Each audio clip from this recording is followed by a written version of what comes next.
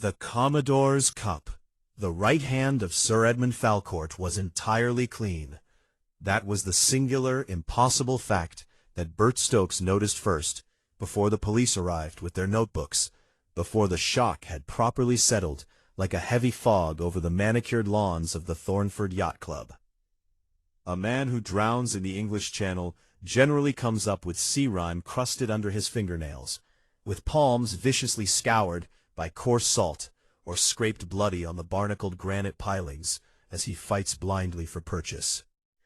Sir Edmund's fingers were pristine.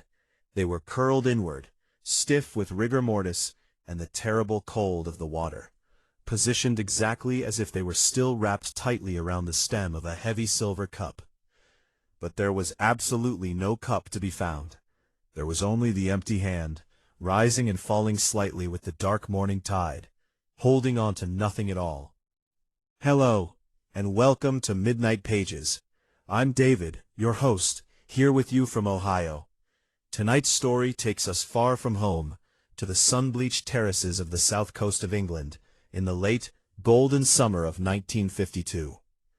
It is a place where the rules of polite society are absolute, where every slight is remembered, and where private rivalries run terribly, dangerously deep beneath the surface of evening cocktails.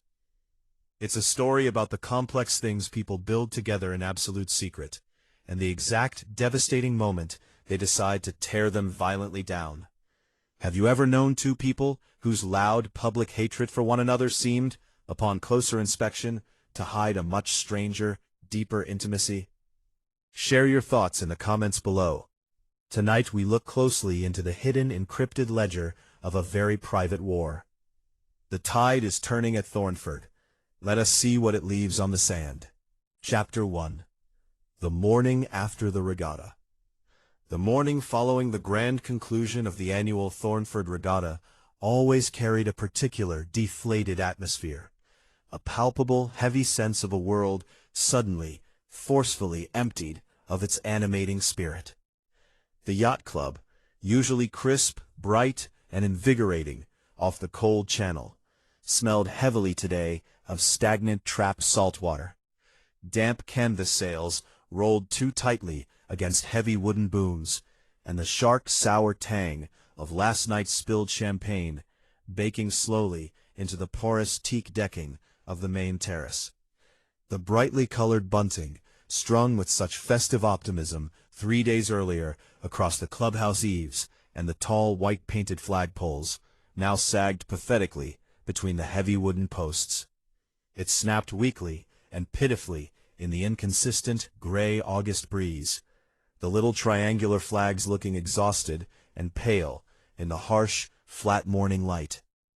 Inside the cavernous main hall, the giant chalkboard race results board still proudly displayed yesterday's breathless, down-to-the-wire finishes in crisp white chalk, an uncomfortable contrast to the hollow, quiet mood of the room. A single, half-empty champagne flute someone had absent-mindedly forgotten on the wide mahogany windowsill caught the morning sun, the pale liquid entirely flat, gathering a fine layer of dust. It was the particular, subdued, slightly sad quality of a space where a very loud, very important, very expensive party had happened, and the party was now definitively, irrevocably over. It was a morning designed exclusively for strong, scalding Ceylon tea, quiet, murmuring voices, and the collective, careful nursing of profound social exhaustion. The prominent, wealthy members of the Thornford Yacht Club did not like to be loud before noon under the absolute best of circumstances. On the day following the regatta, the silence was almost religious in its crushing intensity. Miss Judith Hartley sat alone on the shaded, breezy edge of the wide terrace, observing this quiet, painful aftermath with mild, highly intelligent, faded blue eyes. She had come down to Thornford at the frantic insistence of her godniece, Cecily Holbrook, who had married into this exclusive, slightly terrifying sailing set 2 years prior, and felt it her absolute, unquestionable duty to introduce her elderly rural aunt to the particular rigors and pleasures of the seaside season. Miss Hartley had accepted the invitation, not out of any great, abiding love for the sea.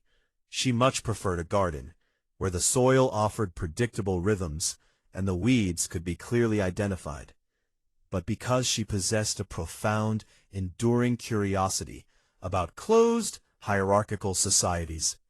She had never watched a sailing regatta in her life, and on the long, winding drive down from Aldermore, Cecily had explained the arcane, impenetrable mechanics of the yacht handicap system with such earnest, mathematical complication that Miss Hartley had found herself rather intrigued despite herself. She liked systems. She liked rigid rules. She knew, from long and varied experience observing human nature in her village, that wherever there were strict rules publicly enforced, there were invariably clever, desperate people quietly, privately calculating exactly how to break them. "They look quite beautiful on the water," Miss Hartley had said politely, watching the sleek, aggressive 6-meter yachts turn the distant, bobbing orange mark the previous afternoon, their massive silk spinnakers billowing suddenly like great white lungs catching the wind. But one imagines the mathematics of it all must be terribly, relentlessly taxing on the poor committee. This morning, however, the intricate mathematics of competitive sailing were entirely forgotten, replaced rapidly by a much darker, much more final arithmetic. The club was slowly waking up, moving with a sluggish, pained reluctance. A few junior members, looking distinctly pale and wearing dark sunglasses despite the overcast sky, were huddled over black coffee in the far corner of the terrace. The steward, Bert Stokes, was quietly directing a young, nervous busboy to sweep up a shattered highball glass near the heavy brass railing. The social hierarchy of Thornford was visible even in exhaustion. The junior members waited for the senior members to nod first before speaking. The committee members walked with a slow, deliberate entitlement. The hired staff remained entirely invisible, moving like ghosts until summoned. Cecily appeared suddenly on the terrace just after 9 o'clock, breaking the quiet, steady rhythm of the morning. Her face was stripped completely pale beneath her fresh, expensive summer tan. She wore a light yellow silk dress that suddenly looked entirely wrong for the day, far too bright for the news she carried. She did not sit down in the empty wicker chair beside her aunt. She walked mechanically to the table, placed one trembling, rigid hand on the back of the woven chair, and gripped the wood so tightly her knuckles shone a stark, bloodless white. "Aunt Jane," she said, her voice dropping to a harsh, strained whisper that carried perfectly over the ambient scrape of the few occupied terrace chairs. "They've found Sir Edmund." Miss Hartley set down her porcelain teacup with absolute, quiet precision. The china did not clink against the saucer. She noted the past tense immediately. "Where, my dear?" she asked, her voice calm and steady as a metronome, a stark contrast to Cecily's rising, breathless panic. "By the granite step at the extreme end of the long dock." Cecily swallowed hard, her eyes darting nervously toward the harbor, as if expecting the water to suddenly rise up. The news had already begun to move through the gathering, inside the breakfast room, like a sudden icy draught cutting through a warm house. The flow of information perfectly mirrored the club's rigid, unyielding hierarchy. The frantic, soaking wet harbor-master had first gone straight to the vice-commodore, Charles Hallowell, whispering furiously in his ear over a plate of half-eaten kippers. The vice-commodore had then stood up, his face turning an ashen gray, and quietly informed the 2 senior committee members at his table.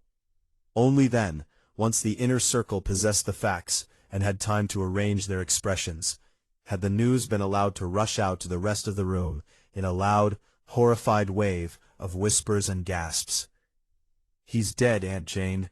Drowned, they think," Cecily said, her voice shaking violently now. "Sometime late last night, long after the award ceremony ended and the band stopped playing.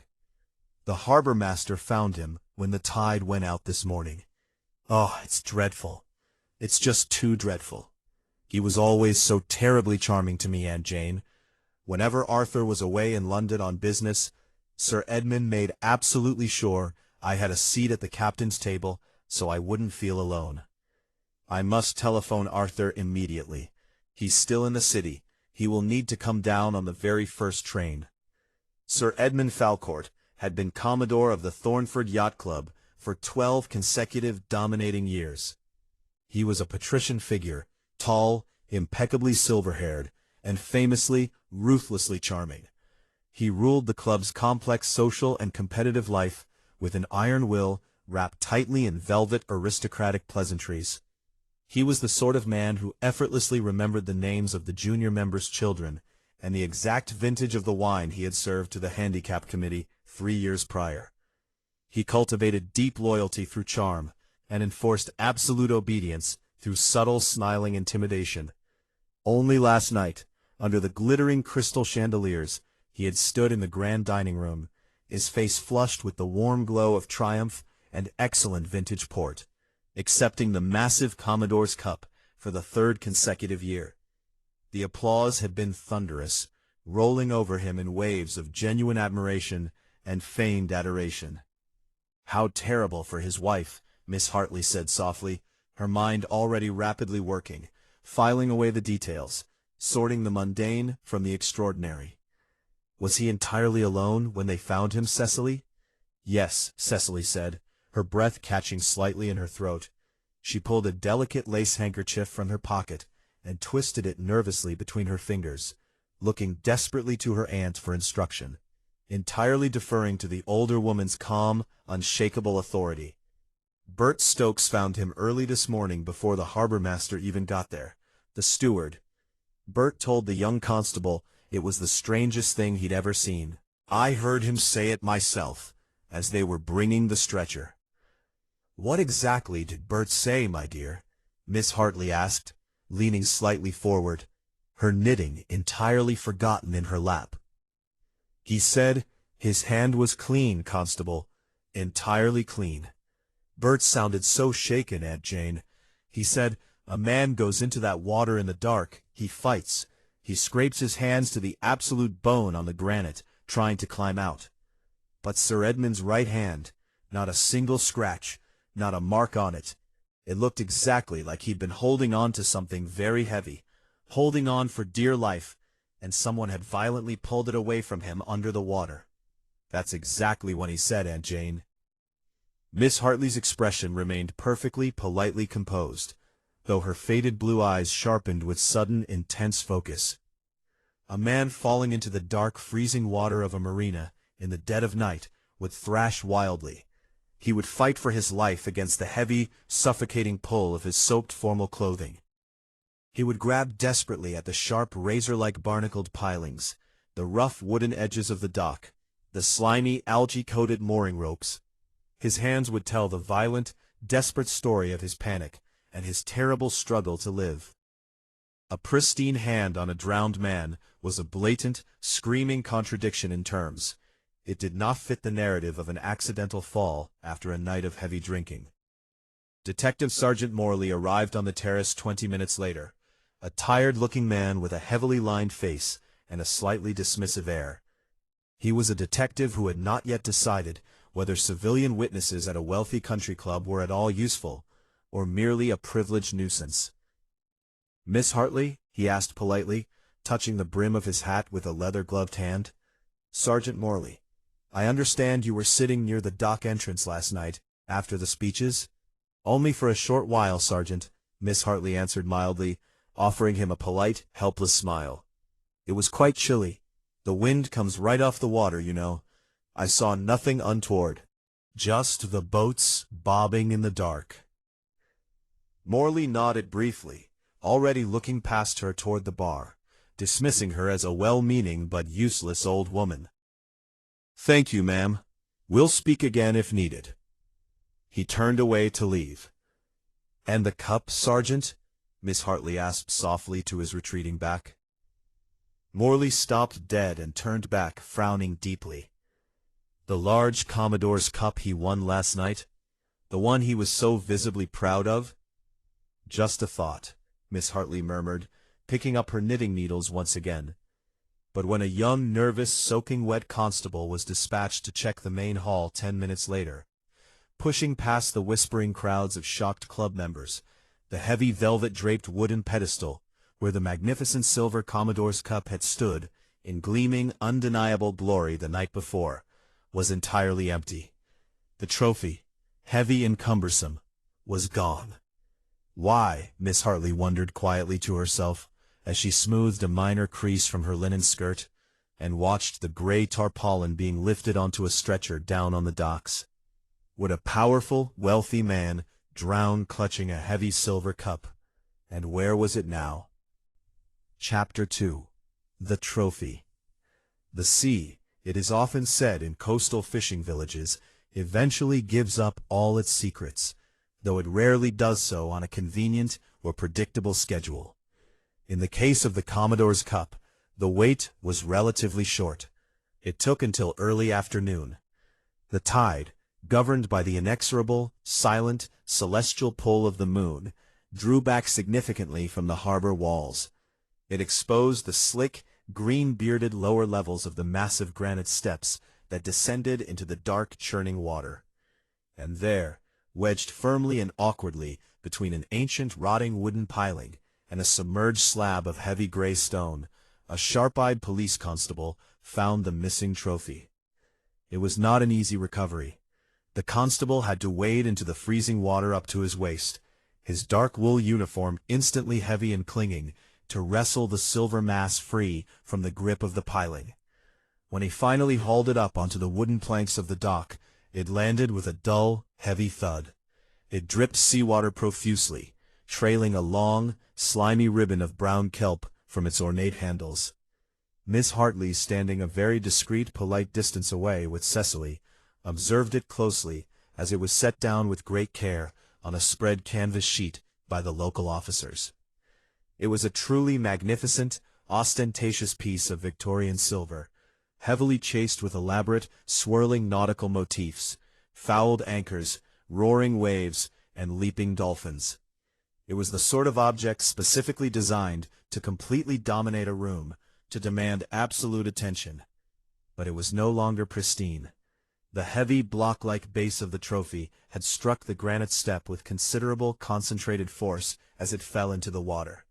The impact had violently cracked the thick silver plate, warping the bottom outward like a sprung door on a damaged hinge. "Odd bit of metalwork in the base, sir," the young, soaking wet constable remarked quietly to Detective Sergeant Morley, kneeling beside the trophy. He ran a thick finger along the sheared edge. The smell of salt water and old tarnished silver rose sharply from the canvas. "There's a hollow panel here, and look at this, inside. It's lined with velvet, dark blue velvet, completely waterlogged now. It's a proper compartment." Morley crouched awkwardly, his knees popping audibly, and examined the cracked, warped base. He tapped the bottom plate with the end of his pen. It gave off a dull, hollow clink, entirely different from the solid ring of the cup itself. The silver plate had sheared away along a nearly invisible, flawlessly machined seam, revealing a dark, perfectly square empty cavity, roughly 3 inches deep and 4 inches across. It was not a manufacturing necessity designed to save weight. It was a deliberate, precisely engineered, securely hidden compartment, constructed seamlessly within the heavy plinth of the cup. This was no ordinary trophy. For 12 years, it had been the undisputed center of the Thornford Yacht Club's social and competitive universe. To win the Commodore's cup was to command the club. Sir Edmund Falcourt had held it 3 times consecutively, an unprecedented, dominating streak that had cemented his absolute power over the membership. To his supporters, the sight of the cup gleaming on his mantelpiece was proof of his natural, aristocratic leadership. To his detractors, of whom there were many, it was a constant, unbearable reminder of his unyielding grip on their shared lives. Lady Marjorie Falcourt arrived at the club an hour later in a state of controlled, rigid, aristocratic grief. She was a formidable woman of 58, dressed immaculately in a dark gray suit that served perfectly as sudden morning attire. Her posture was rod straight, her face an unreadable, powdered mask. She was deeply, fiercely protective of her husband's formidable public standing, even in the very face of his sudden death. She sat in the heavy leather armchair of the committee room, her gloved hands folded tightly over her leather purse. "The cup has always been unusually heavy," Lady Marjorie said, her voice steady, clipped, and completely devoid of tears. She spoke of her husband as though he were simply away on a long trip. Edmund used to joke about it every time he brought it home after the ceremony.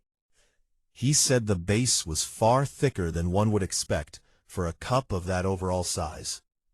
He said it was built to survive a heavy voyage around the Cape. She paused, adjusting a glove precisely. "I never knew it was actually hollow. It was never discussed. He merely won it and placed it on the mantel in the library. But he was very particular about who handled it, Sergeant. Extremely particular. The polishing staff were strictly forbidden from touching the base." "Did your husband have any active enemies, Lady Falcourt?"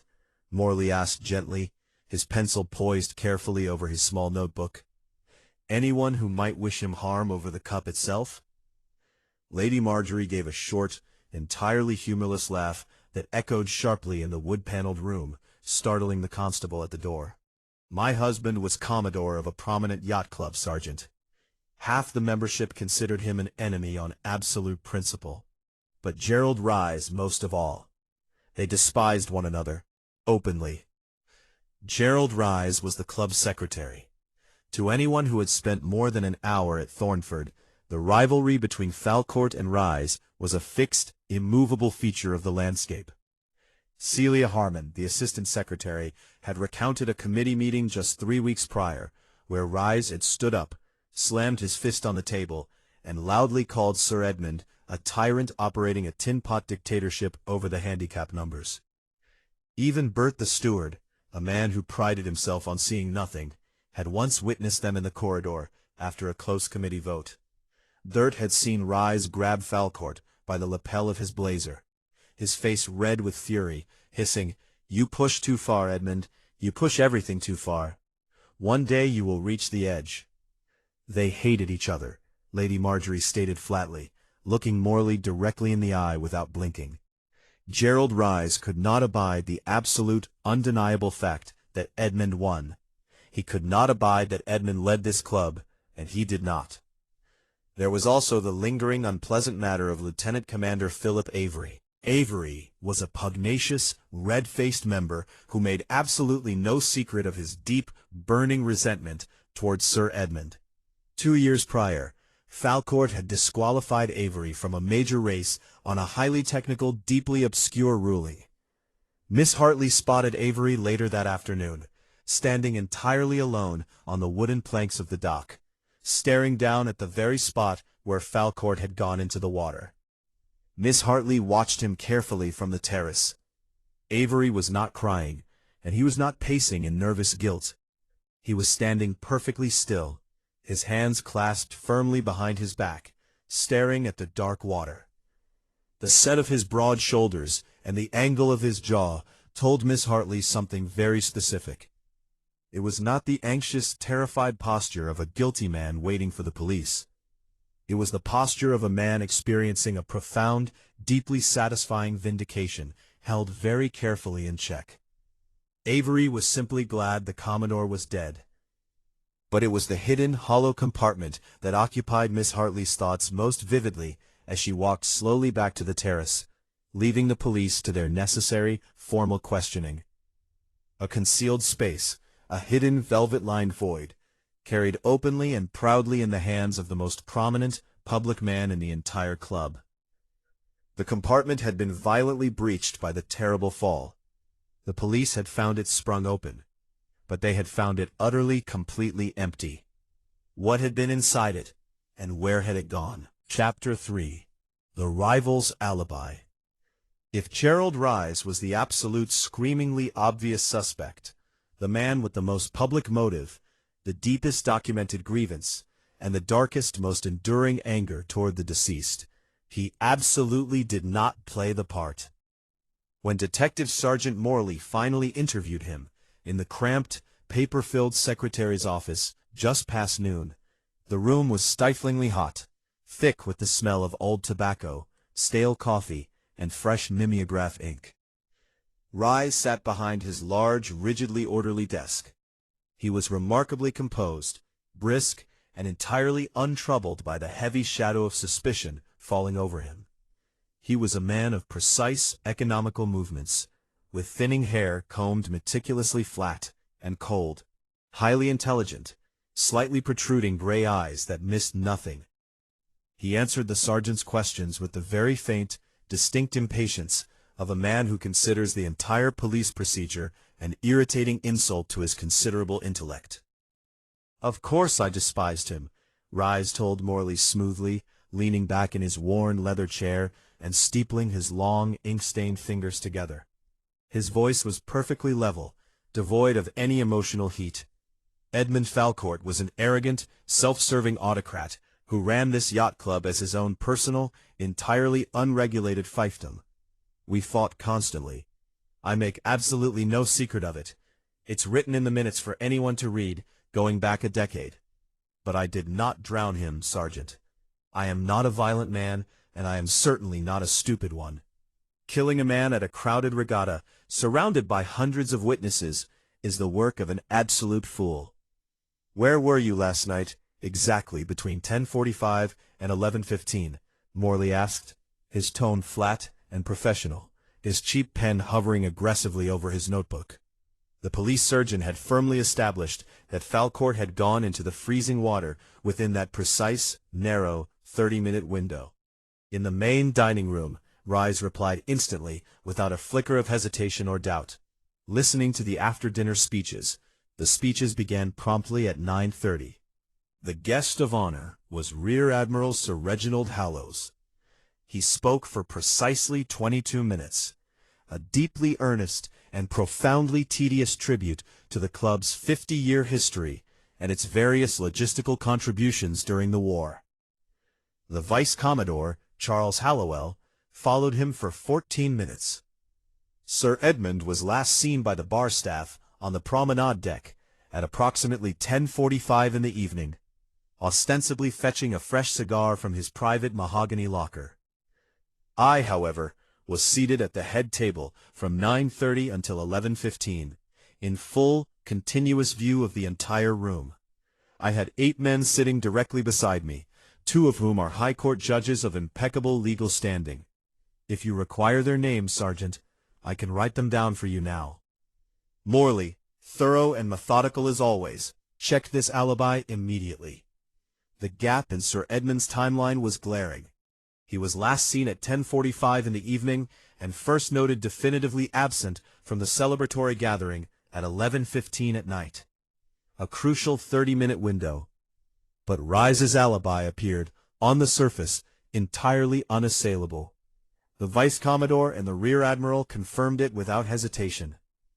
The 8 prominent witnesses swore under oath that Gerald Rise had been firmly planted in his heavy oak chair at the head table, looking suitably bored but entirely present for the full, uninterrupted duration of the speeches. Lieutenant Commander Avery was interviewed next. Morley set up in a quiet corner of the club's reading room, surrounded by dusty nautical charts and leather-bound encyclopedias. Miss Hartley sat in a high-backed armchair, a polite distance away by the cold fireplace, knitting quietly, seemingly entirely absorbed in retrieving her dropped stitches. Avery was considerably less composed than Rise. His broad face was flushed a dark, angry, mottled red, and his thick, scarred hands trembled visibly as he gripped the padded leather arms of his chair. He made absolutely no attempt to conceal his feelings, his chest heaving under his tight tweed jacket. Falcourt was a cheat and a tyrant, Avery said fiercely, practically shouting the words into the quiet, dust-moted room. He manipulated the rules to suit himself every single chance he got. I'm glad he's gone. I am not sorry in the least. Good riddance to him and his arrogant smirk. He paused suddenly, his eyes widening slightly, as he realized exactly what he had just said aloud to a police officer. I mean, it's a tragedy, of course, a terrible thing for his wife. But I didn't push him off the dock, Sergeant. I wasn't even in Thornford last night. I was in Southampton on business, until this morning." Morley looked up from his notebook, his pen still. "You seem remarkably certain of that, Commander. A lot of men might feel a twinge of guilt speaking so ill of the recently dead, regardless of the truth." "I don't deal in false sentiments, Sergeant," Avery snapped back. The brutal honesty of a man who didn't bother to perform innocence he didn't feel, stripping his words bare. "I hated the man. If I had killed him, I wouldn't hide behind a club tie and a fake alibi. I'd stand out there on the dock right now and tell you exactly why I did it. But I didn't." Detective Sergeant Morley noted the fiery exchange down in his book, with a flat, entirely unconvinced expression. But from her chair, Miss Hartley observed something Morley missed entirely in his pursuit of raw anger. When Morley mentioned the precise timing of the waiter seeing Falcourt at 10:45 on the promenade deck, Avery's hands had gripped the chair so tightly his knuckles cracked loudly in the quiet room. It wasn't the tension of a guilty man bracing for arrest. It was the sudden, sharp, cold terror of a man who realized how incredibly close he had been to the fire without knowing it. While the police went about the slow, grinding business of verifying Avery's Southampton alibi, Miss Hartley sat with Cecily at a small table for lunch in the bright, sunny dining room. The room was mostly empty, the usual jovial, booming chatter replaced by hushed, nervous whispers from the few members brave enough to eat. "Cecily, my dear," Miss Hartley said softly, carefully buttering a small, crusty piece of brown bread, "I wonder if it might be possible for me to look at the club records this afternoon.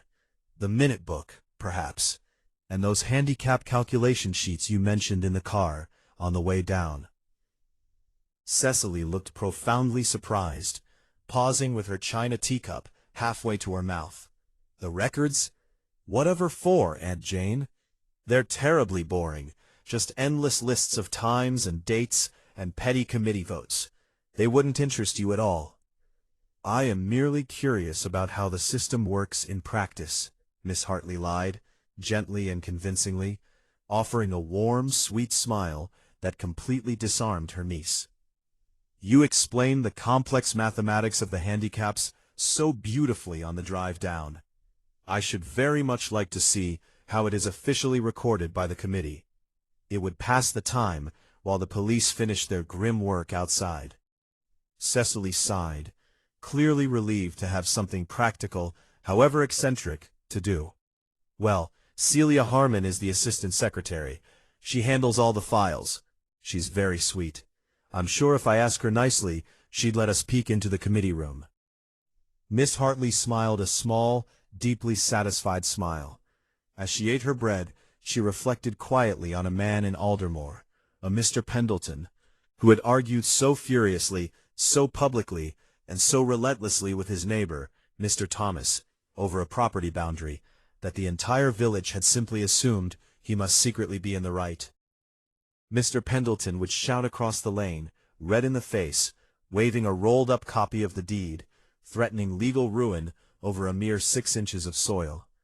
Because no one, the village reasoned collectively, is quite that loudly, obnoxiously certain, unless they genuinely have something real to prove.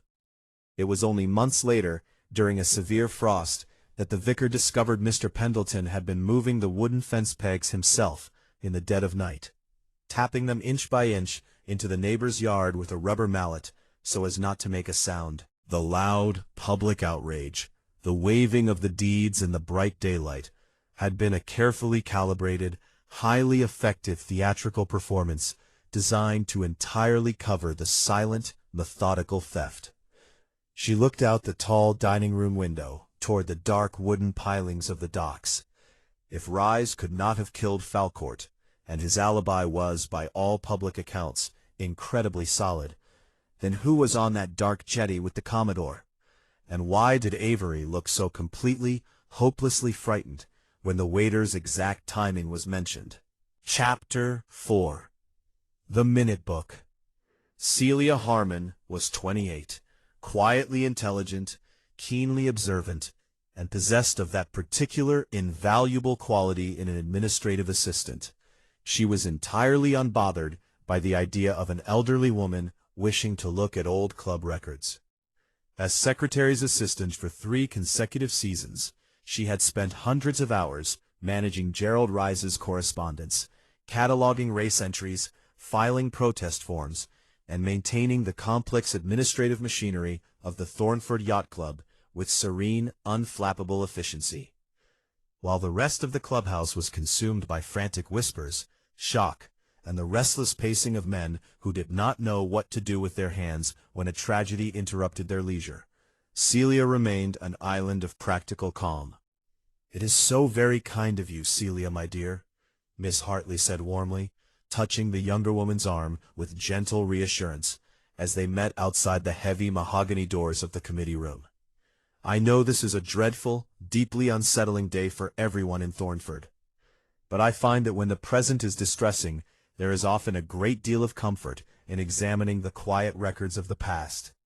My nephew Frederick, he writes books, you know, very modern and clever, though rather depressing, always says that archives are the only part of history that cannot argue back or change its story." Celia smiled faintly, her shoulders dropping in visible relief. "Of course, Miss Hartley.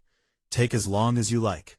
The police have finished searching the room for anything obvious, though Detective Sergeant Morley seemed far more interested in looking under the sofa cushions and tapping the oak paneling than opening a single file drawer. Mr. Rise asked me to keep the office accessible in case the county authorities require anything. He has gone to his private quarters to compose a formal statement for the racing committee." She turned a heavy brass key in the lock and pushed the door open. The committee room was cool and shaded, insulated from the harsh glare of the afternoon sun by heavy dark green velvet curtains that swept the parquet floor. It smelled richly of beeswax, Moroccan leather, expensive Turkish tobacco long extinguished, and decades of salt damp seeping through the sash windows. High on the paneled walls hung oil portraits of past Commodores in full formal regalia, their painted eyes looking down with aristocratic detachment. Miss Hartley noted that Sir Edmund Falcourt's portrait was already framed in heavy gilt above the fireplace. A handsome, patrician face with an easy, practiced smile that gave nothing away. Celia carried the heavy club minute book from the credenza and laid it squarely upon the long baize-covered table. It was a formidable physical volume, bound in dark navy calfskin, with the club's crossed Burgee crest stamped in gold on the cover. Its gilded page edges were slightly tarnished with salt damp. "This contains the full committee minutes from 1948 onward," Celia explained, pulling out a high-backed leather chair for Miss Hartley. "Handicap committee meetings, race fixtures, disciplinary hearings, and annual general reports. If you need any specific year, the older ledgers are in the lower cabinet." "Thank you, dear. This will do delightfully," Miss Hartley replied, settling herself comfortably and drawing her silver-framed spectacles and a small, unlined notebook from her reticule. "I shall just browse quietly. Do not let me keep you from your duties." She began reading from the beginning, turning the heavy vellum pages with careful, gloved fingers. For the first 2 years, the entries followed the orthodox, unhurried rhythm of an English sailing institution. Motions regarding the repair of the slipway, discussions on the price of vintage port in the dining room, formal congratulations to winning skippers, and routine adjustments to boat ratings following seasonal sea trials. Then, midway through 1950, a peculiar pattern began to emerge. Miss Hartley's silver pencil hovered above an entry dated the 15th of June, 1950. It was entered under the formal heading, Special Handicap Adjustments, and it read, "Yacht, Meridian, rating adjustment, 47 seconds per mile, per committee instruction. Signed, E. Falcourt, Commodore, G. Rise, Secretary." Miss Hartley paused, her pale blue eyes narrowing behind her lenses. She remembered with crystal clarity the long drive down from Aldermore 2 days prior, when Cecily's husband had patiently explained the foundational mathematics of yacht racing under Royal Ocean Racing Club rules. A 6-meter class yacht, such as Falcourt's sleek cutter Meridian, typically carried a rating of 18 to 22 seconds per mile, depending on sail area and waterline displacement. A rating of 47 was an absurdity. It would handicap a racing cutter as though she were a heavily laden coastal barge. In any fair race, 47 seconds per mile would guarantee that Meridian could never cross the line within an hour of victory. Yet Meridian had won repeatedly. She turned 3 more pages. On the 12th of October 1950, another entry appeared in the same neat double-signed format. Yacht, Sou'wester. Rating adjustment 38 seconds per mile, per committee instruction. Signed, E. Falcourt, Commodore, G. Rise, Secretary. Sou'wester was Gerald Rise's 8-meter cruiser. A rating of 38 was equally impossible as sailing arithmetic. Miss Hartley sat very still, the silence of the committee room pressing in around her. Over the subsequent 2 years, 8 further special adjustments were recorded, alternating between Meridian and Sou'wester, at intervals of roughly 2 to 4 months. Every single entry was signed by both men. The numbers ranged between 31 and 65 wild, erratic figures that bore no conceivable relationship to naval architecture, sail area, or race physics. Yet neither the racing committee nor the general membership had ever questioned them, because the adjustments had been recorded as executive administrative ratifications under the club's closed-door rules, rather than race day penalties. A double set of books, thought Miss Hartley, tapping her pencil softly on the leather blotter. It reminded her of old Mr. Crump, the churchwarden in Aldermore, who had kept 3 separate sets of hymn numbers on the board, because one was for the congregation, one was for the organist, and the third was a private code to let the sexton know how many bottles of communion wine remained in the vestry cupboard. People assumed an official ledger contained official truths, simply because it was bound in calfskin and signed in ink. "Celia, dear," Miss Hartley asked, looking up with an expression of mild, innocent curiosity, "does the club keep a separate working sheet for these handicap calculations, or are these committee entries the only record?" "Oh, there is a master handicap calculation sheet," Celia replied, looking up from her desk in the corner. "Mr. Rise keeps it in the fireproof filing drawer. It lists the raw trial numbers alongside the official adjustments. Would you like to see it?" "If it wouldn't be too much trouble, my dear," Miss Hartley murmured, closing the calfskin minute-book with exquisite gentleness. What were these numbers, she wondered, if they were not sailing handicaps? Miss Hartley sat quietly in the leather armchair for several long minutes after Celia had left the room to fetch the master sheet. The silence in the committee room was profound, punctuated only by the steady, rhythmic ticking of a mahogany long-case clock in the corner. She looked around at the framed photographs of previous Commodores dating back to the late Victorian era. Stiff, bearded gentlemen in double-breasted naval jackets with brass buttons, their hands resting on ship's wheels or holding brass telescopes. Every single one of those men had been obsessed with rules, precedence, and social decorum. A yacht club, Miss Hartley reflected, was perhaps the most rigidly stratified institution in England, outside of a cathedral chapter. Every member's standing was known to a fraction of an inch. Every boat's rating was calculated to 3 decimal places. And it was precisely that unyielding obsession with formal paperwork that had made the deception possible. When an institution believes entirely in the sanctity of its own ledger, it never occurs to anyone that the numbers might be telling an entirely different story. She opened her reticule, retrieved her small silver pencil, and carefully copied the dates and yacht names onto the first page of her notebook, aligning them in 2 neat columns, like the debit and credit sides of a parish accounts ledger. The pattern was unmistakable. It was not sailing arithmetic. It was commerce. Chapter 5. The Handicap Sheet. Celia Harmon produced the master calculation sheet from the heavy locked drawer of the oak filing cabinet, and laid it carefully on the green baize table before Miss Hartley. It was a large, double-columned ledger sheet of pale green ruled paper, creased twice across the middle, where it had been folded for transport, with the club's crossed burgee crest embossed in deep blue at the head. Miss Hartley sat forward, smoothing her woolen skirt over her knees, and examined the document with the penetrating, quiet concentration she usually reserved for unraveling an intricate piece of Victorian lace, or counting the dropped stitches in a complicated baby shawl. From the terrace outside came the muffled cries of herring gulls circling over the slipway, the wet slapping of halyards against hollow aluminium masts, and the low, anxious murmur of club members discussing the coroner's impending visit. Inside the committee room, the atmosphere was as still and charged as a courtroom immediately before a verdict is delivered. The document was structured in neat ruled columns: date, yacht name, hull class, trial time, official adjustment, and committee authorization. But what caught Miss Hartley's eye immediately, what made her slender fingers pause upon the edge of the table, was the handwriting.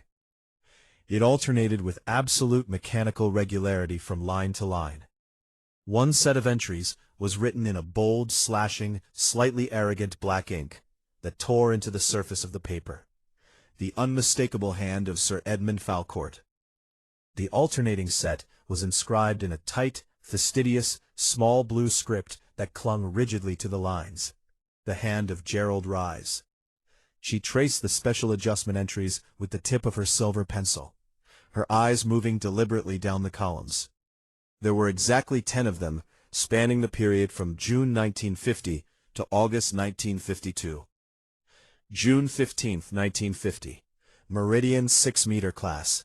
Adjusted rating 47 seconds. Signed, E. Falcourt. October 12, 1950. Sou'wester, 8-meter class. Adjusted rating 38 seconds. Rise. January 20th, 1951. Meridian 6-meter class. Adjusted rating 52 seconds. Signed, E. Falcourt. April 14th, 1951. Sou'wester, 8-meter class. Adjusted rating 41 seconds. Signed, G. Rise. July 9th, 1951. Meridian 6-meter class. Adjusted rating 35 seconds. Signed, E. Falcourt. November 18th, 1951. Sou'wester, 8-meter class. Adjusted rating 49 seconds. Signed, G. Rise. February 22nd, 1952. Meridian 6-meter class. Adjusted rating 65 seconds. Signed, E. Falcourt. May 30th, 1952. Sou'wester, 8-meter class. Adjusted rating 31 seconds. Signed, G. Rise. July 11th, 1952. Meridian 6-meter class. Adjusted rating 23 seconds. Signed, E. Falcourt. August 16th, 1952. During Regatta Week. Sou'wester, 8-meter class. Adjusted rating 140 seconds. Signed, E. Falcourt. Miss Hartley opened her small, unlined notebook and jotted down the figures in a neat vertical column, placing her gold-rimmed spectacles more firmly upon the bridge of her nose. If these numbers were read not as seconds per mile, which was physically, mechanically, and nautically absurd for racing yachts of that displacement, but as monetary units, specifically units of 100 pounds sterling, a breathtakingly clear transaction ledger revealed itself. Meridian 47 translated to 4,700 pounds. Sou'wester 38 meant 3,800 pounds. Meridian 52 represented 5,200 pounds. Sou'wester 41 was 4,100 pounds. Meridian 35 equaled 3,500 pounds. Sou'wester 49 represented 4,900 pounds. Meridian 65 translated to 6,500 pounds. Sou'wester 31 meant 3,100 pounds. Meridian 23 was 2,300 pounds. She added the figures in her neat spidery hand, carrying the tens and checking the arithmetic twice with quiet, unhurried precision. The total of the first 9 transactions came to £38,100. And the final, extraordinary entry, recorded barely 6 days before the Regatta, entered under sou'wester, but signed in Falcourt's bold black script, rather than Rise's customary blue ink, stood at a staggering 140 units, £14,000. The grand total across 3 years of racing fixtures was £52,100. Miss Hartley rested her chin in her gloved hand, gazing out through the leaded panes at the sparkling, deceptive waters of the Solent. The summer sunlight danced upon the whitecaps, beautiful, blinding, and utterly indifferent to the dark currents beneath. In Aldermore, human nature had taught her through decades of quiet observation that people rarely invent new methods of deception when an old, comfortable one will serve. It reminded her vividly of Mrs. Cleghorn, a woman of impeccable parish standing, who had served for 10 years as treasurer of the Cottage Hospital Benevolent Fund, while secretly maintaining a second, entirely separate ledger in her sewing basket, to cover her brother's mounting gambling debts in London. Cleghorn had managed both accounts with such flawless, smiling composure that when the truth was finally revealed, the village had been shocked, not by the sum of money involved, but by the utter, terrifying seamlessness of the performance. Falcourt and Rise had done something far more audacious. They had used the public machinery of the yacht club itself to record the division of stolen spoils. A courier or fence delivering high-value stolen goods did not need to meet them in a dark alley or exchange coded telegrams. The arrival of a consignment was noted openly on the club notice board as a routine rating review signed by the executive committee. When Falcourt took possession from the burglars, it was logged under Meridian. When Rise received his half, or passed the laundered gems to a continental buyer across the channel, it was recorded under sou'wester. And the trophy itself, the hollow-base silver cup that passed back and forth between Commodore and secretary under the glare of flashbulbs, society applause, and newspaper cameras, had served as the physical deadbox for the transfers. A 12-pound silver trophy with a 3-inch concealed compartment in its plinth was never searched by customs or questioned by police. £52,000 of stolen property moving in plain sight across the Solent. Miss Hartley closed her notebook and placed her silver pencil back in her bag with a quiet snap of the clasp. She thanked Celia with a mild, grateful smile that suggested nothing more alarming than a pleasant afternoon spent reviewing old race statistics. But beneath her calm exterior, her mind was assembling the final, fatal sequence. Rise had handled the trophy before the ceremony. Bert Stokes had seen him look shocked, as though something were terribly missing. If Falcourt had decided to keep the entire £14,000 haul for himself and left the secret compartment completely empty, then the stage had been set for a catastrophe. £52,000. But for what and where did it come from? Chapter 6. The Steward's Memory.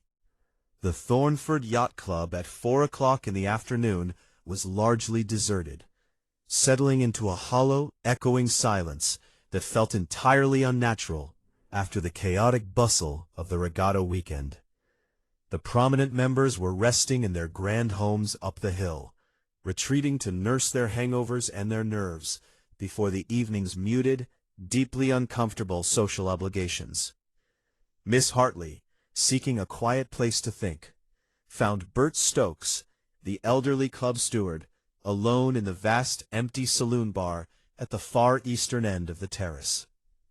The late afternoon light was going a thick, heavy gold through the tall arched windows, casting long, warm, dusty rectangles across the dark, beautifully polished floorboards. The room smelled deeply and complexly of its history. The rich, sharp scent of beeswax, the bright tang of lemon polish on old mahogany, the faint, lingering ghost of stale Cuban cigar smoke, and the sour, undeniable undertone of last night's boisterous, ultimately tragic celebration. The only sound in the quiet space was the particular, rhythmic, high-pitched squeaking of a soft flannel polishing cloth rubbing against heavy cut crystal. Bert was methodically working his way through a long row of highball glasses, holding each one up to the golden light, turning it slowly to check for the slightest imperfection or water spot, breathing on the glass and polishing it again. Bert Stokes was 65, a man with thinning silver-gray hair, a deeply lined, weather-beaten face, and a permanent slight stoop to his shoulders, born of 30 years of carrying heavy silver trays. His memory served as the absolute, unquestioned institutional record of the club. He was not a gossip by nature. Gossips rarely lasted long, serving gin to powerful, litigious men. But he was exceptionally exact. He spoke in complete, careful, unhurried sentences, and he possessed an old sailor's ingrained habit of firmly confirming what he was about to say before he said it, setting his testimony down like a heavy anchor in shifting sands. Miss Hartley approached the bar slowly, her cane tapping a gentle counter-rhythm to his polishing. She engaged him in a conversation that appeared, on the smooth, polite surface, to be entirely about the long, storied history of the club, the changing styles of the racing yachts over the decades, and the tragic, sudden, shocking loss of the Commodore. She did not mention the murder investigation, nor the police swarming the docks outside. She spoke gently of the changing autumn weather, the difficulties of maintaining such a large building, and the general profound sadness of sudden passings. Bert, comfortable with this gentle, entirely unassuming elderly woman who reminded him strongly of his own late mother, spoke freely and comfortably, his large, rough hands never stopping their rhythmic polishing. "I'll tell you what I saw, ma'am, and I'll tell you straight," Bert said, wiping a long, shining brass rail with his soft flannel cloth, his voice echoing slightly in the empty room. "You think you know people in a place like this. You see them every single day for 20 years. You watch them drink, you watch them argue, you watch them celebrate. Sir Edmund and Mr. Rise, they were like oil and water in the committee room. Everyone knew it. It was a fact of life here, like the tide coming in." He paused, leaning against the back counter, looking out the window toward the water. "I remember the great storm in 1947 that smashed the eastern dock to matchwood. Sir Edmund handled the repairs. He was efficient, brutal about the costs, entirely without sentiment. Rise argued with him for a solid month over the contractors. Yelled at him right where you're sitting. Then in the summer of '48, during the junior regatta, Rise wanted to disqualify a young competitor on a tiny, ridiculous technicality, a boy of 14. Sir Edmund overruled him, publicly and loudly, right out there on the terrace, in front of 50 people, humiliated him completely, called him a petty bureaucrat to his face. It was practically sport for the younger members to sit and watch them go at it. He hesitated, picking up another glass and rubbing a stubborn spot vigorously, his thick brow furrowing in deep thought. "But sometimes," Miss Hartley prompted softly, her voice deeply encouraging, entirely devoid of any sharp police interrogation tactics, "people are not quite what they seem in public. The public face is merely a mask we wear for the crowd." "Exactly that, ma'am. Exactly that," Bert said, leaning closer across the polished mahogany bar, dropping his voice conspiratorially in the empty room, as if afraid the walls themselves might hear. 3 nights before the regatta, the Tuesday, I was locking up the clubhouse late, nearly midnight. Everyone was gone, or so I thought.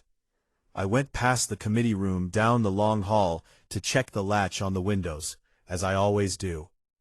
The door to the committee room was cracked open just a sliver. The light was on. He stopped polishing entirely, placing the cloth down flat on the bar, his hands resting heavily on the wood. "I looked through the crack, ma'am. I didn't mean to pry, but it's my job to know who is in the building. They were in there alone. Sir Edmund and Mr. Rise. They were sitting at the small, round table by the window. They were sharing a bottle of the good Scotch, the very best stuff we keep locked in the wire cage in the cellar. Sir Edmund was pouring it for Rise, pouring it himself." "Arguing?" Miss Hartley asked, her tone entirely neutral, though her eyes were sharply focused on Bert's face. "No," Bert said, shaking his head slowly, his eyes distant, as he perfectly recalled the exact scene. "That's the strange thing. That's what made me stop dead in the hall. They weren't leaning toward each other urgently, like men fighting over a ledger or a racing protest. They were sitting back, relaxed, in the manner of men who are completely, totally comfortable in a silence together. I couldn't hear the exact words through the thick wood of the door, but I heard the register. It was low, unhurried. It had that particular, easy, quiet quality of men who deeply trust each other, like old soldiers sharing a fire." Bert picked up his cloth again, but didn't use it. There was absolutely none of that public, combative, theatrical shouting they always did. I remembered it clearly. I kept turning it over in my mind, because they always performed, those two. For 20 years they gave us the performance. They never dropped the mask. But that night, the theater was empty, and they stopped performing. They were partners, ma'am. I'd swear to it on a Bible. Miss Hartley filed this vivid, detailed image away perfectly. The public rivalry was indeed a theatrical performance, exactly as she had calculated. It confirmed her suspicions absolutely. "Tell me, Bert," she said casually, altering her tone slightly to one of mild, aimless curiosity, as if changing the subject entirely. "On the night of the ceremony, did you happen to notice anything unusual about the trophy itself, before Sir Edmund received it on stage?" Bert frowned, his brow furrowing as he cast his mind back through the busy, chaotic, drunken haze of the previous evening. The noise, the trays of drinks, the endless demands of the members. "Well, now that you mention it, I'll tell you straight. Mr. Rise had the cup in his private office before the presentation. It's customary for the secretary to give it a final polish before bringing it out to the main hall. I was walking past his door with a heavy tray of empty glasses from the dining room. I saw him handling it through the rippled glass of his door." Bert picked up a dry, heavy glass to demonstrate, his large, rough hands moving to mimic Rise's precise movements with the massive silver cup. He picked it up by the handles, like this. Then he lifted the base, turned it slightly toward the bright lamp on his desk, and he ran his thumb slowly, carefully along the rim of the fitted panel on the bottom. He pushed on it, hard. Bert set the glass down with a soft click. And his face, ma'am, I'll never forget his face. He looked terrified. He looked like a man who reaches into his heavy winter coat for his wallet on a busy street, and finds the pocket completely empty. A cold, sudden, absolute shock. Just for a second, his face went completely dark. All the blood drained right out of it. Then he put the cup down on the desk, smoothed his jacket, took a deep breath, came out the door, and the presentation went on as normal. Sir Edmund took it on stage with his usual big, beaming smile, entirely unaware. "How very interesting," Miss Hartley said softly. She paused for a long moment, letting the silence settle over the polished room, allowing the dust motes to dance in the golden light between them. Then she leaned slightly closer, her voice dropping into a quiet, searching register. "And tell me, Bert, does the club keep a spare set of keys for the heavy display cabinets in the main hall?" "Yes, ma'am, in the metal lockbox in my pantry," Bert answered precisely, without hesitation. "Did Sir Edmund ask you for those display cabinet keys yesterday afternoon, before the presentation?" Bert blinked, startled by the question, his brow furrowing as the memory snapped into sharp focus. "He did, ma'am. Around 4 o'clock. Said he wanted to inspect the silver and check the engraving before the committee arrived." "And when he returned the keys to you," Miss Hartley asked softly, her faded blue eyes fixed directly on his weather-beaten face, "was he wearing his heavy navy wool blazer? Did you happen to notice if his pockets seemed unusually weighed down?" Bert Stokes stopped breathing for a second, his eyes widening with profound, sudden realization. Good heavens, ma'am. His right pocket was sagging quite noticeably. He had his hand clamped right over it as he walked out toward the slipway. He looked in a terrible hurry, too. Miss Hartley did not ask another question. She did not summarize her thoughts or offer any theories to the old steward. She simply smiled warmly, thanked Bert for his time and his excellent tea, rose slowly and carefully from her chair, and walked out of the golden saloon bar. Her cane tapped softly, rhythmically, on the floorboards as she left, leaving Bert Stokes with the quiet, undeniable certainty that Miss Judith Hartley understood everything that had happened on the dark docks of Thornford. Chapter 7. A perfectly sound alibi. The police investigation was rapidly grinding to a frustrating, humiliating halt. Detective Sergeant Morley sat behind a borrowed oak desk in the ground-floor steward's annex, surrounded by cold cups of strong Navy tea, an ashtray overflowing with Players' Navy-cut cigarette ends, and half-filled notebooks that led in endless circular loops. Outside, a steady gray Channel drizzle had set in, misting the clubhouse windows and turning the gravel driveway into a slick of wet flint. The members who remained in the clubhouse spoke in lowered, nervous voices, their laughter forced and their eyes continually darting toward the police constable stationed at the front entrance. Lieutenant Commander Philip Avery's alibi had come through with unimpeachable, ironclad authority. Morley held the signed telegram from the harbormaster at the Pool Yacht Club, 30 miles down the Dorset coast. Avery had registered his motor cruiser in Poole at 9:07 on the evening of the regatta. He had dined in the clubhouse in full view of 20 members, bought a round of gin and tonics at 11:30, and remained on the premises until well after midnight. The geography alone made it physically impossible for Avery to have been within 20 miles of the Thornford jetty when Falcourt drowned.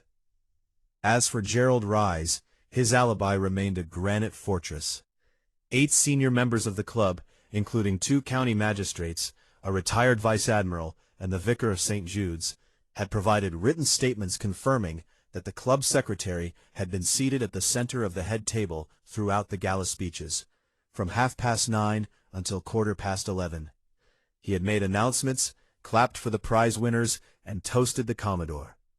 Morley rubbed his bloodshot eyes in defeat, slumping back against the wooden chair until it creaked in protest. "It makes no sense, Miss Hartley," he confessed when she and Cecily stepped into the office later that morning. Avery had the motive, the temper, and the public grievance, but he was in Dorset.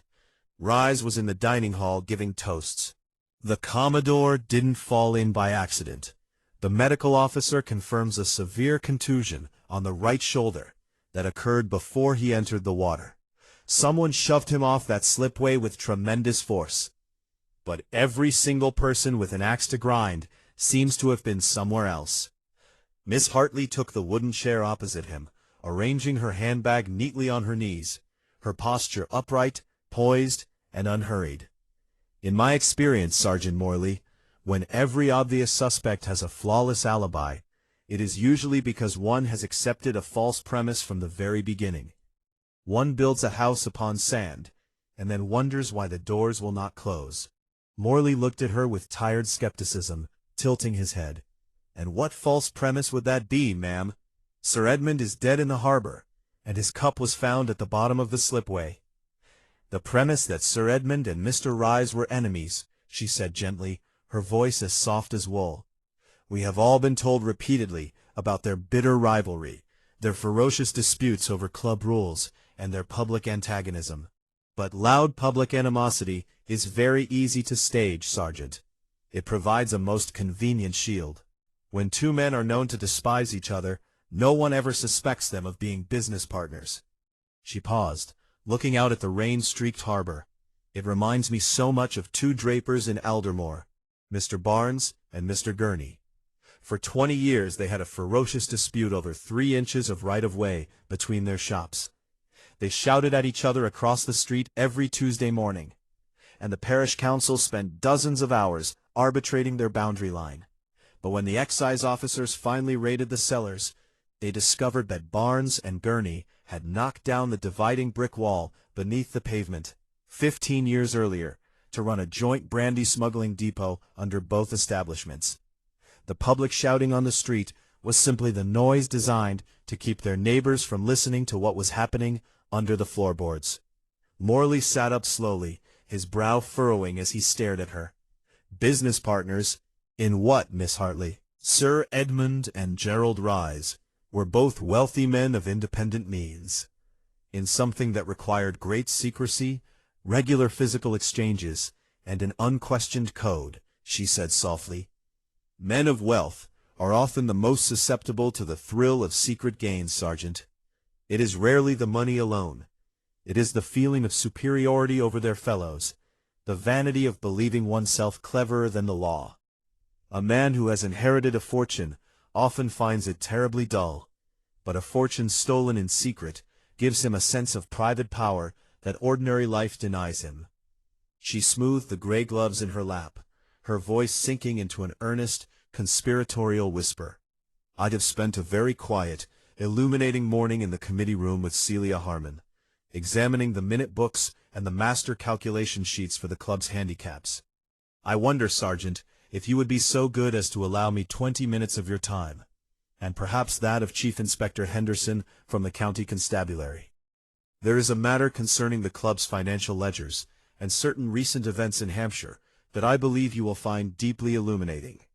Morley stared at the frail, silver-haired lady sitting before him. There was something in her clear blue eyes, an absolute, unshakable certainty that brooked no dismissal, that cut straight through his exhaustion. He had heard of elderly ladies who fancied themselves amateur detectives, but this was different. There was no theatricality about Miss Hartley, no dramatic flourishes. She spoke of stolen fortunes and maritime mathematics with the same calm, unhurried precision she might use to discuss a dropped stitch in a cardigan. Chief Inspector Henderson is arriving by car from county headquarters at noon, Morley said slowly, picking up his fountain pen and closing his notebook. I'll arrange for us to meet in the private reading room where we will not be disturbed by the members. And Miss Hartley, you had better be right about this. If we accuse a man of Gerald Rise's social standing without watertight evidence, the chief constable will have my badge before nightfall. I am quite certain of the arithmetic, Sergeant, she replied with a gentle, disarming smile. Arithmetic, unlike people, has no vanity and no social ambition. It simply tells the truth. She had asked to speak about the financial records. What had she found, and would anyone listen? Chapter 8. The Code Miss Hartley Read. The presentation of Miss Hartley's findings took place in the yacht club's private reading room behind locked doors. Rain had begun to patter steadily against the tall leaded glass windows, blurring the view of the gray, restless harbor outside into streaks of slate and silver. A coal fire burned in the grate, casting flickering amber light over the dark mahogany table and illuminating the smoke from Chief Inspector Henderson's briar pipe. Across the table sat Detective Sergeant Morley and Chief Inspector Henderson, a tall, stern officer with iron-gray hair, a clipped military mustache, and the keen, calculating gaze of a veteran investigator who had seen every variety of human folly. Between them lay the green master handicap calculation sheet, the navy calfskin minute book, and a neat row of newspaper clippings that Cecily had obtained through her husband's London contacts that morning. These entries, Miss Hartley began, her voice calm, clear, and perfectly measured in the quiet room, are not sailing handicaps, gentlemen. They are a double-entry ledger of stolen property. She laid her small notebook beside the green sheet and pointed with her silver pencil to the dates. Between June 1950 and August 1952, there were 10 high-value jewel robberies from private country estates across Hampshire and West Sussex.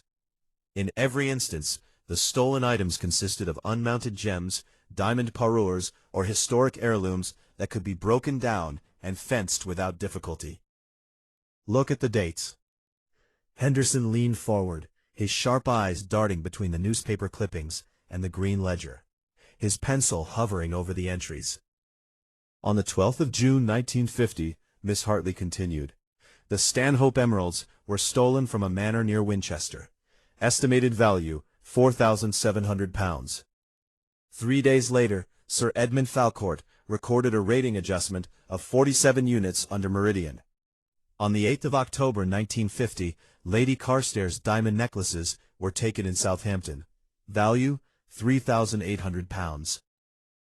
On the 12th of October, Mr. Rise recorded 38 units under sou'wester. In all 10 cases, within 72 hours of a major country burglary, an entry corresponding precisely to the estimated value of the stolen stones appeared on this sheet.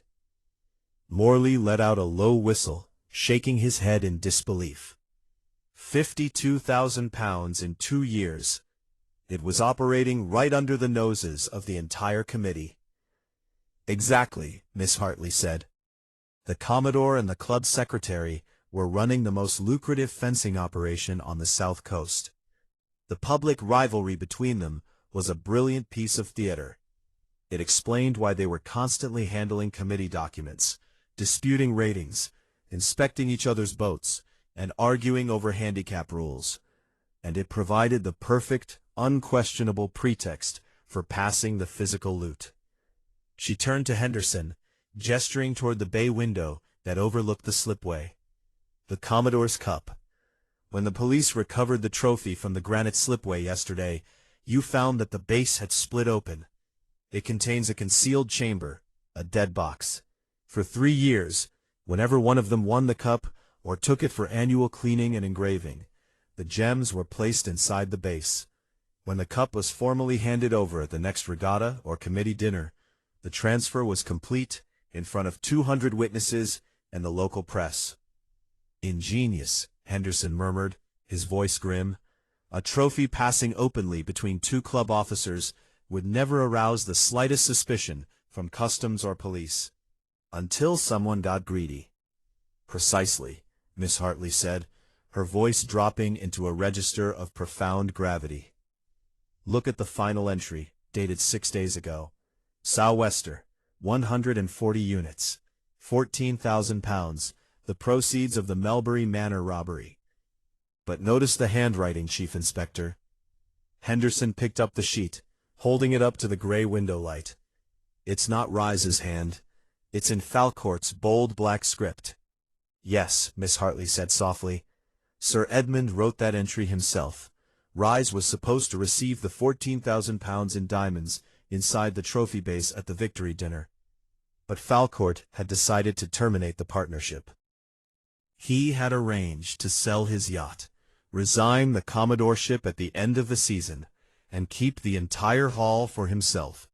Yesterday afternoon, at 4 o'clock, Falcourt borrowed the display cabinet keys from Bert Stokes, took the trophy out, and emptied the diamonds directly into his coat pocket before returning the cup to the cabinet. When Mr. Rise inspected the base before the presentation ceremony, as Bert Stokes observed, he realized in one horrifying moment that he had been swindled by his own partner.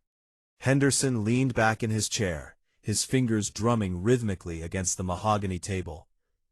And during the dinner speeches, while the rear admiral was delivering his toast, Rise slipped out through the side terrace doors. He intercepted Falcourt on the dark slipway as the Commodore was carrying the trophy down to his launch. He demanded his share. And Sir Edmund laughed at him, Miss Hartley said quietly. A man of Sir Edmund's arrogance could not resist the pleasure of gloating over a cheated partner. And that laughter was his death sentence. A heavy, charged silence fell over the reading room, broken only by the steady drumming of rain against the glass. Chief Inspector Henderson stood up and walked slowly to the leaded window, looking down at the empty, rain-swept slipway where Sir Edmund Falcourt's body had been recovered. The tide was surging in against the granite quay, gray and white with foam, tossing the moored launches like corks upon the water. "It is a brilliant, cold-blooded piece of villainy," Henderson said, turning back to face the table, his voice heavy with grim professional appreciation. Falcourt thought he had played the perfect game. He had used the club, used the trophy, used his partner, and then prepared to walk away with the entire £50,000 prize, while leaving Rise to hold the empty cup. He forgot only one thing. He forgot, Miss Hartley supplied softly, that a man who has committed crimes in secret is always the most dangerous when he feels himself cheated. An honest man who is robbed goes to the law. A dishonest man who is robbed has no recourse except violence. Sir Edmund believed that Mr. Rise's fear of exposure would keep him silent. But when vanity is wounded by betrayal, fear is the very first thing that vanishes. Morley tapped his notebook against the desk. We have the dates, we have the ledger entries, and we have the handwriting on the final rating adjustment. It's time we brought Gerald Rise in for a very different kind of interview. Yes, Miss Hartley agreed, folding her hands in her lap. And I believe you will find that a man who has maintained an exhausting disguise for 3 long years is often surprisingly eager to confess, once he realizes the performance is over. Chapter 9. The Partnership That Curdled. Gerald Rise was brought back into the committee room just as the afternoon light began to slant sharply through the tall windows, casting long, barred shadows across the heavy oak table. The room felt entirely different now.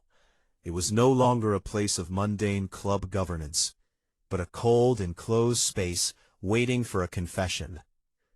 Rise still wore his formidable composure, like a finely tailored, impenetrable suit of armor. His tie was perfectly knotted, his hair slicked precisely back, and his posture rigidly upright. He sat down calmly in the chair opposite Detective Sergeant Morley, crossing his legs with slow, deliberate care. He looked at Morley, then at the senior county officer, and finally at the elderly woman sitting quietly in the absolute corner of the room, knitting a soft gray shawl. He dismissed her instantly as irrelevant. "Have we found the mythical vagrant who pushed poor Edmund into the harbor?" Rise asked dryly, a faint aristocratic sneer playing on his thin lips. "Or are we simply wasting more of my afternoon with ridiculous questions about who disliked him the most?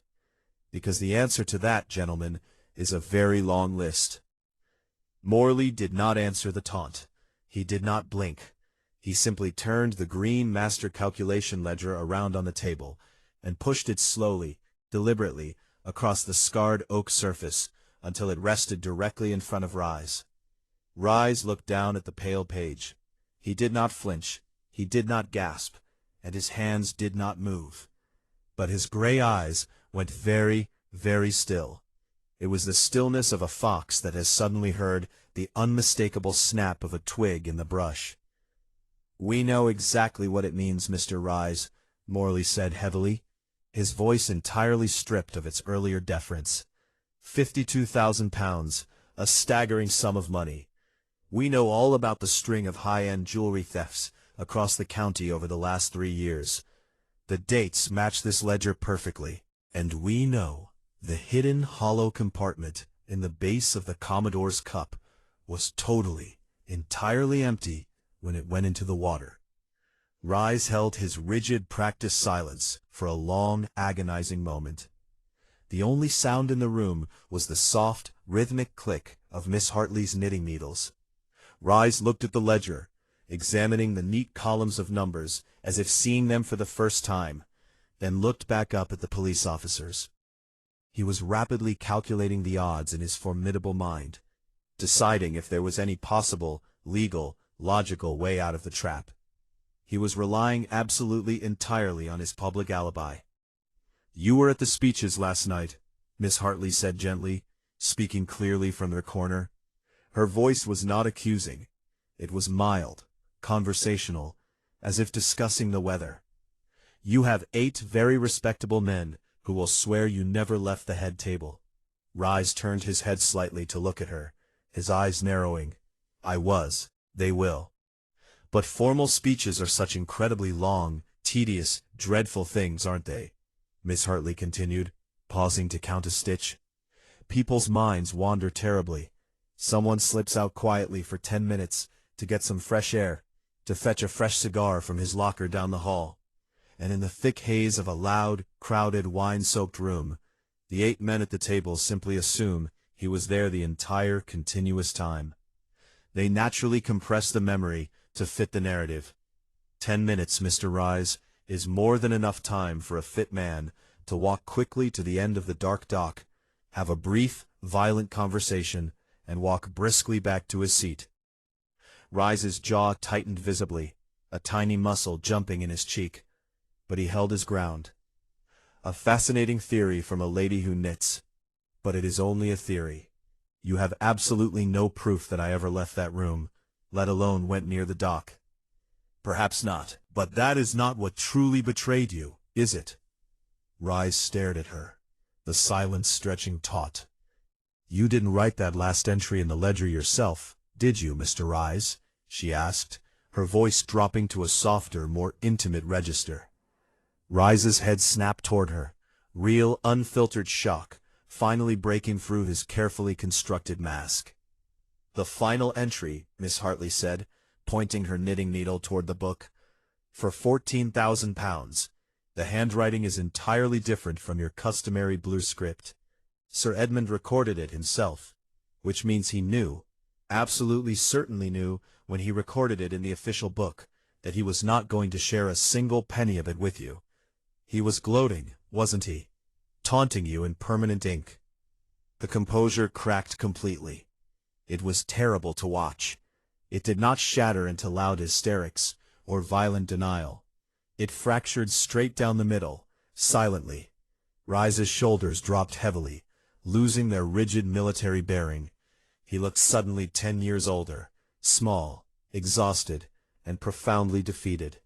He laughed, Rise said, very quietly, his voice hollow and entirely dead. He actually laughed. Morley leaned forward. Tell us what happened on the dock, Gerald. Rise looked down at his hands, rubbing his thumbs slowly over his knuckles. I slipped out during the Vice-Commodore's interminable toast. It was entirely too hot in the room. I went to my office to check the cup before the presentation as we had agreed. It was empty. The bottom panel was loose, and the compartment was empty. I knew instantly what he had done. I confronted him later, on the jetty in the dark. He was taking the cup down to his launch. I stopped him. I asked him where my rightful share was, the 14,000. Rise looked up, his eyes suddenly burning with a fierce, cold hate that had survived the drowning. And he simply laughed in my face, Rise whispered. He told me he had already moved it. He told me I couldn't do a single thing about it. He said, "What will you do, Gerald? Call the police? Tell them we are thieves?" He said I couldn't expose him without hanging myself right beside him. He thought he had me completely trapped. He turned his back on me to walk away. The reconstruction of the murder was simple, elegant, and brutally violent. Rise, blinded by the terrible, sudden, overwhelming humiliation of a proud, arrogant man betrayed by the only person he had ever trusted with his true, criminal self, had lunged forward in the dark. The carefully maintained, iron restraint of 3 long years of forced politeness vanished in a terrifying, white-hot second. "I pushed him," Rise said flatly. "I just pushed him. Hard." He stumbled on the wet wood, slipped backward, and fell. He held on to the cup. The heavy silver weight dragged him straight under the freezing black water before he could even shout. The motive was entirely human. It was not merely cold greed for the missing money, but the crushing, unendurable, suffocating weight of absolute betrayal by a partner. Rise was formally charged within the hour. The county officers arrived to transport him to the station in a quiet, unmarked car. Avoiding the main entrance where the shocked club members were beginning to gather, whispering furiously as the rumors spread.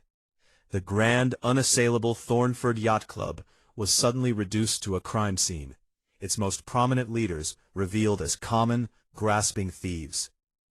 "I knew a pair of brothers in Aldermore," Miss Hartley said later, as she and Cecily walked slowly out of the clubhouse toward the gravel driveway where their car waited. The sun was beginning to set, casting long, fiery streaks of orange across the gray water of the channel. The tide was coming in forcefully now, the waves slapping violently and rhythmically against the dark, barnacled wooden pilings of the harbor. The dock was entirely empty, cordoned off by a thin strip of police tape fluttering in the wind. They ran a very successful small business together for 15 years, Miss Hartley continued thoughtfully, wrapping her new gray shawl tightly around her thin shoulders against the evening chill. A very respectable bakery. Then they dissolved the entire enterprise in a single, violent, terrible afternoon over an incredibly petty question of who had contributed more to the initial capital. It was terribly sad, but the truth was, the partnership itself had been the only thing keeping both of them decent and honest. Without it, they were just two very angry, greedy men. People sometimes tragically discover that the shared enterprise was also the only shared restraint holding them back from the worst versions of themselves. She looked back one last time at the grand clubhouse. The festive, bright bunting had finally been entirely taken down, leaving the large white building looking stark, exposed, and profoundly lonely against the darkening sky. When you build your entire life on a dark secret shared with someone who can easily, casually use it against you, she murmured quietly to Cecily as they opened the car doors, you are always standing right on the slippery edge of the dark dock. It only takes a gentle push. Miss Hartley did not speak of the case again during the quiet drive back to the village. She sat very still in the passenger seat of Cecily's motor car, watching the channel through the window, its surface broken into 1,000 dark wavelets by the evening wind. She thought of Sir Edmund's clean, empty right hand, rising and falling in the dark water, holding on to nothing at all. She thought of the secret compartment, lined with blue velvet, hollowed out of the very symbol of the club's pride. She thought of how thoroughly the performance of enmity had concealed the deeper reality of complicity, and how betrayal, when it finally came, had arrived not from outside the partnership, but from within it, the oldest cruelty of all. People revealed themselves entirely, she had always found, not in their public quarrels, but in the private moments when they believed no one was watching. Tonight, we looked into the hidden ledger of a very private war, and found that the war itself was the disguise. I asked you at the start whether you had ever known two people whose loud public hatred seemed to conceal a stranger, deeper intimacy. Falcourt and Rise gave us the answer in the most expensive possible way.